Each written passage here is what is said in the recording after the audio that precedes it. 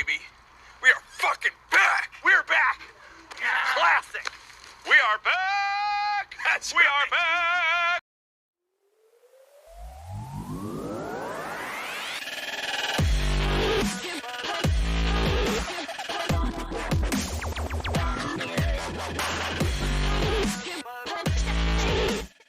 Welcome to Kyle Anthony's UFC Betting Show. I am Kyle Anthony, and welcome to the podcast. Welcome to the betting show for UFC Fight Night between Nassourdine Imavov and Sean Strickland. We're going to be breaking down two fights like we always do here on the card, but it's good to be back. It is great to be back. Happy New Year, all those great things. We had a dominating 2023, and in celebration of the profits that did come in for clients, I'm going to do a little discount code here for a year of my pick. So last year, in 2022, we ended up profiting 43.92 units for clients just last year. Over the last 3 years, I have profited for clients 105 units, 0.46.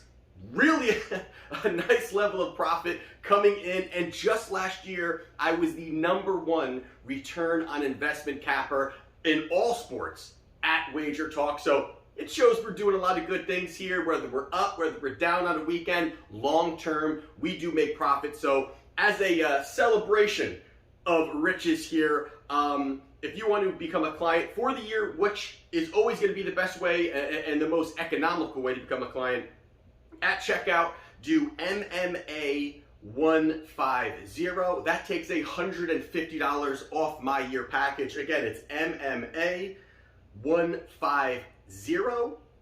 MMA 150, and you take off $150 on my year-long package. So there you have it, and let's dive in. We've talked about last year. Last year is in the rearview mirror. We got a lot to talk about. Big year coming up here, big events coming up, so we got to stay focused. So we are going to dive into the main event of the evening between Sean Strickland and Nassourdine Imavov. And like we always do here, we're going to talk about 3 fights for each fighter, see what we see if one fighter can expose the other fighter, and if the line makes sense to place a wager. So the first person we talk about here is Sean Strickland, and 3 fights ago he fought Jack Hermansson. Now this fight here was one of those fights where you do see the same kind of strategy that Sean Strickland brings in every fight. No doubt about it. He moves forward. He does not look to really take too many breaks. Keeps good volume up. Keeps that pressure going. And that volume really has been something that has really been difficult for a lot of opponents to just kind of keep up with, especially in 5-round fights. And this was a spot here where Hermansson just could not get into rhythm. He really couldn't get to rhythm. He was looking for a couple takedowns, looking for kind of latching on, kind of controlling positioning. Just couldn't really keep up with some of the pace, some of the output that Strickland had going on there. Pretty much, I would say, for the most part, it was Strickland's jab. I mean, Strickland's jab looked so sharp. It was setting up his offense very nicely. I really felt that, you know, Hermansson couldn't cut that distance, couldn't really get himself kind of in a position to kind of set himself up nicely, whether he was trying to, you know, get in the clinch, dirty box, or even work on the outside, chip away on some leg kicks. Wasn't really able to get that going there, but overall it was the volume, it was the pressure, it was the output of Sean Strickland to go out there, and he does beat Jack Hermansson via decision. 2 fights ago, he fought Alex Pereira. Not going to be breaking this one down too far. This was one of those fights here where it didn't last long, and Sean Strickland kind of doing his things. Now, a lot of people here, you know, when they look at this fight, they say, hey, Strickland kind of did the wrong thing, or they kind of take it away as bad fight IQ because he didn't take down Pereira. But I don't really put that into something that was an issue, that an IQ issue for Strickland. I don't think he had an entry point to really get Pereira down. I don't think he had an opportunity to get him down, work him. I think he was trying to see kind of what was kind of going to go on there as he moved forward. If he kept marching down Pereira, what was he going to be doing? How was he going to be countering? What was his footwork going to be like? He knew the danger was there, but he kept kind of moving forward. But boy, it didn't take too long at all. Pereira drops him, gets, not drops him, but rocks him. Follows up with a big shot, drops him, fight over, ended up getting the knockout victory in that first round. Easy work for him. So you have it there. Strickland does lose to Alex Pereira. And then most recently, he fought Jared Cannonier. Now, this was one of the fights here where, first of all, this was a fight that on my other show that I co-host, Inside the Distance. If you do want to take a look at that, actually, that is why this show now is going to be on Thursdays. The Inside the Distance show is going to be Wednesdays, every Wednesday, live on at 5:30 on Wagertalk, Wagertalk's YouTube channel, and then we're going to be having this show here on Thursdays at 9 o'clock. So just so you kind of have that there going. But my final pick, I guess, that we all did was the main event, and I ended up picking Sean Strickland as my shoey bet to end the year. I did not win. It was not good. Did lose there. But I actually thought Sean Strickland stuck it out very close. Thought he stuck it out. He did lose a decision here, a split decision here, but it was very close. I mean, there was pitter-pattering back and forth. I thought that Strickland kind of had the volume going on. He was landing nicely. It did look more like Cannonier was landing the more damaging shots, was landing, those kind of, I guess, optically, it looks a little bit better than some of these shots that Sean Strickland throws, not with 100% power, kind of pitter-patter shots. I think that's kind of why they went with Cannonier. But either way, Cannonier does sneak out a split decision victory over Sean Strickland. And the other side, we've got Nassourdine Imavov, and you look at this here, 3 fights ago, he fought Ian Heinisch. This was one of those fights here where right away, Heinisch wanted to kind of get right on Imavov. I like the way that Imavov moves. He's got good striking. He has pretty good footwork. A very free-flowing kind of guy where he's very relaxed, can really shoot from the hip when it comes to any of his shots, whether it's his boxing, his kicking attack, has a nice attack. And that's why I think, honestly, Ian came in. Heinisch came in. He looked for the cage control, looked to kind of press him up against the fence. But Imavov did enough to kind of work off of it. And the thing that he was really doing, I thought nicely, was he was being patient when he needed to. Because early Heinisch was pressuring. Heinisch was throwing a lot of shots. Heinisch was, chipping away at the legs, which does seem to be a little bit of a vulnerability for Imavov. He does not check leg kicks very well, so Heinisch was starting to pick apart that. But I really think it was the jab from Imavov on this spot that was really picking him apart, letting him,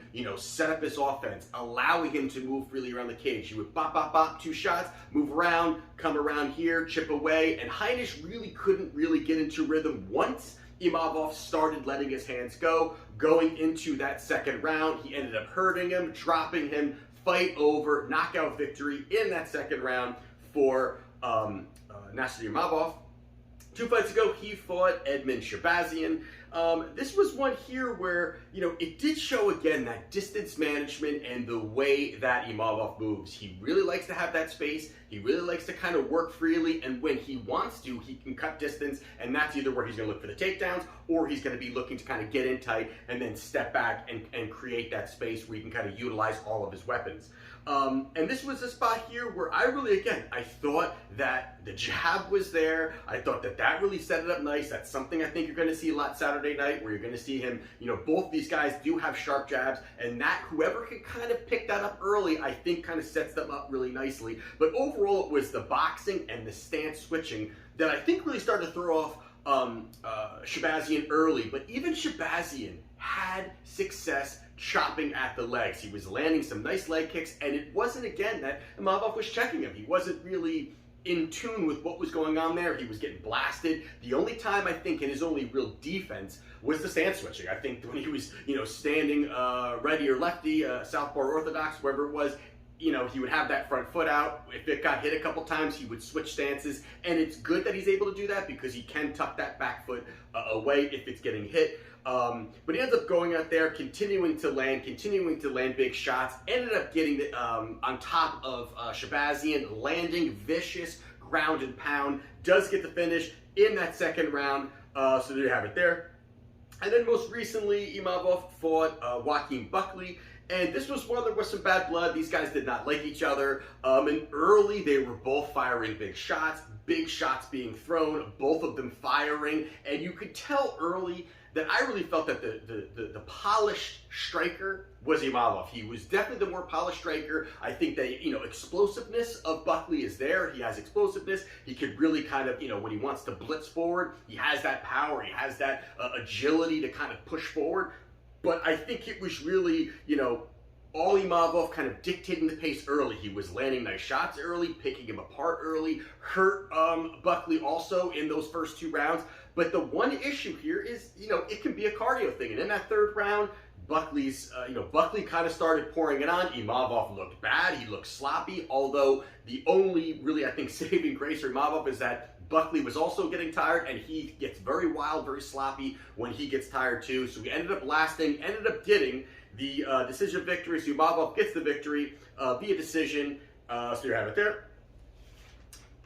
So with that being said, when you look at these 2 guys, I mean, obviously, you've got Sean Strickland. He's going to be a guy who's going to be, pushing a pace, getting in your face. He's going to have that high volume. He's going to be able to keep that going. He's a guy that looks really good when it comes to his cardio, his gas tank. He's well-rounded, and he's a good grappler. I mean, he doesn't really use it. We don't really see the wrestling, and I think that does hurt Sean Strickland when it comes to just his takedown ability or his grappling ability, that he can't really get it there. But when he gets down there, he is a very good grappler. He does have that jiu-jitsu ability. On the other side, Imavov, slick boxing. I think that's really what this guy can do. Really great boxing, really good footwork. Again, the stance switching, I think, really helps him with such sharp stand-up game. The stance switching is really going to be helping him. He's very rangy with his combinations. He can be long and lanky, and as well as he is a well-rounded guy too. Now, I think the first thing that you're looking at in this fight is that this is a 5-round fight. Now, I'm not telling you something you don't know there, but that to me really changes a lot of things. And this was a spot here where, when we're looking at the other fight where Imavov versus Kelvin Gastelum, I leaned Imavov there. I was getting into that fight, leaning Imavov, thought that he could really bully Kelvin around, push him around. He would have more physicality. He would really be able to kind of, land the big shots. Although Kelvin's not an easy guy to put away, I thought he would really be able to pile up, have more weapons, and be able to really pick Kelvin apart, whether it's, I was leaning more towards inside the distance.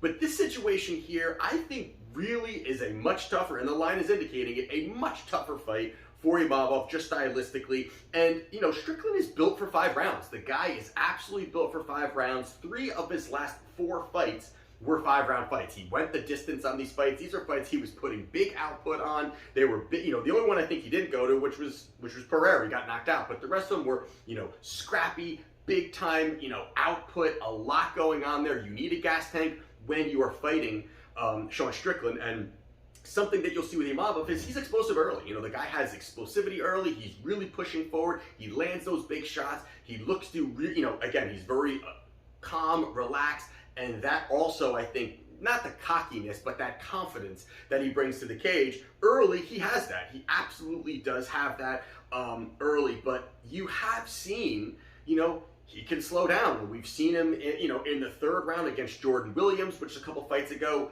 Boy, when it got to that 3rd round, it did not look too good. We just talked about Buckley, too. That's his most recent fight. That didn't look too good. I mean, this was not, I wouldn't put the Buckley fight as this, barn burner of a fight. I mean, yes, they were both throwing and there was some output, but I wouldn't put this as this crazy fight that he should be really drained. And he was really drained going into that 3rd round, and Buckley couldn't find that finish. He was getting close to it. But that is a bad sign for me when you're looking at it, because I think the big thing here for Sean Strickland is he can weaponize that pressure and that output and that cardio. He can really weaponize that. And that, to me, is his path to victory. I think a lot of people are obviously kind of on that path part of what he can do, and that really is the key. I mean, early it could be Imavov looking, throwing those big shots. Of course, he can get Strickland out of there. Strickland is normally a pretty durable guy. We did see what happened against Pereira. Pereira is a different animal, but I think he weathers that early storm, and I think that really starts to, the longer this fight goes, the better it's going to be for Strickland, the more that he can just kind of push this fight into deeper water. I think that's going to be helping him completely there. And I think also, though, is that Strickland's just very economical with his output. And it's not just that he has the good cardio, is that he, kind of throws punches like Nate Diaz, where basically he doesn't throw 100%. He's just looking to touch you, build up on the scorecards, land more shots per round, but also keep them working, because that's something that Nate Diaz has also. Nate Diaz has cardio. Strickland has that cardio too. We can just keep going, keep pushing, and hoping to melt him. And the other part of this too is that we're in the apex cage here, and Imavov likes to have space, but he doesn't mind cutting distance when it's up to him.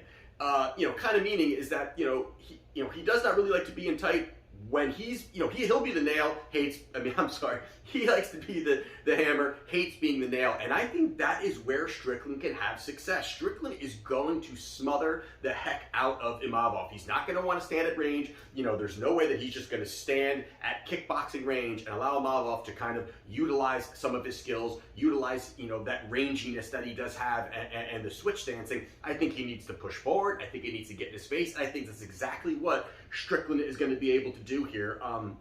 And also, we touched on it, is the checking of the leg kicks. It's not that Strickland is this big-time leg kicker, but that's going to be there. That opportunity is going to be there. If you look at the footage, it is absolutely an open spot. I believe Strickland will also chip away at the legs when he needs to even slow down and work on the gas tank of Imavov even further. And then if you look at the competition level, I also favor Strickland in that spot too. Who he's fought, who he's lost to. He's beat some really good guys. The only thing that really kind of ticks it down a little bit is just the quick turnaround time that Strickland did have. Strickland didn't take this massive damage when it came to the Cannonier fight, so I think he's going to be okay. So for me here, I do like Sean Strickland at -113. I like this at a pick'em price. I think the volume will be there. I think that early it can be a little dicey, but I think over through the rounds, you can either find that late finish or win on the scorecards and just win on pure output and volume. So for me, I'm taking Sean Strickland -113. And the other fight we're going to talk about here real quickly is Ketlen Vieira versus Raquel Pennington. Now, this was a fight I was going to talk about on the other show yesterday on Inside the Distance, and I decided not to because I wanted to kind of look into it a little bit more than what I did. So I'm going to quickly just kind of give the pick. But we're looking at here is it's basically a pick 'em here. You've got Ketlen Vieira -115 roughly. You've got Raquel Pennington, the comeback of 105. And when you're looking at this here, I mean, the first thing here is that, both these women are top 10 fighters, and you've got Pennington, who you kind of look at Pennington as, is she this old dog when it comes into this fight? And she's not too much older than Ketlen Vieira, a couple years older, so you kind of think that, oh, it could be that. But the one thing when you're looking at it is that Pennington was at a point, this was back in, I think it was 2018, she had a 1-3 run. She got her butt kicked against Nunes. She lost a couple other fights and did not look good. And now she's kind of had this resurgence where now she's on a 4-0 run. She's looked pretty good. And that to me, there's definitely some improvements that I think that she has looked a little bit better, but also she has fought lower competition than the competition that she has faced. I'm not saying Ketlen Vieira is up there with some of these elite level fighters, but she has really kind of picked apart some lower level fighters, some average fighters, that just really don't bring much to the cage, where she can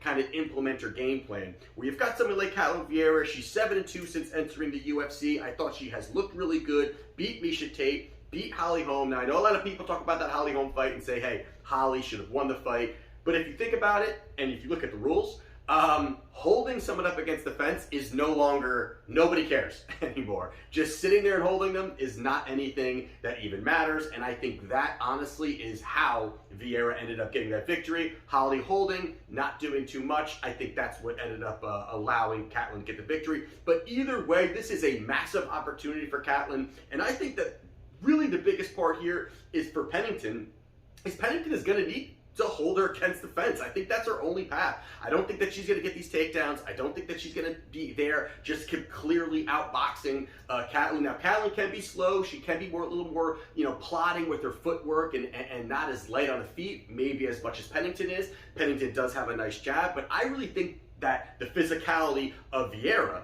and her ability to kind of go out there, push the pace a little bit, get her hands on Pennington, look for a takedown. I think those are some of the things that she can do. I think it will be close. I think it's going to be a little bit dicey, but I think that she can control certain spots over Pennington. Pennington trying to put her up against the fence, I think that Vieira is going to be strong enough to get out of those positions.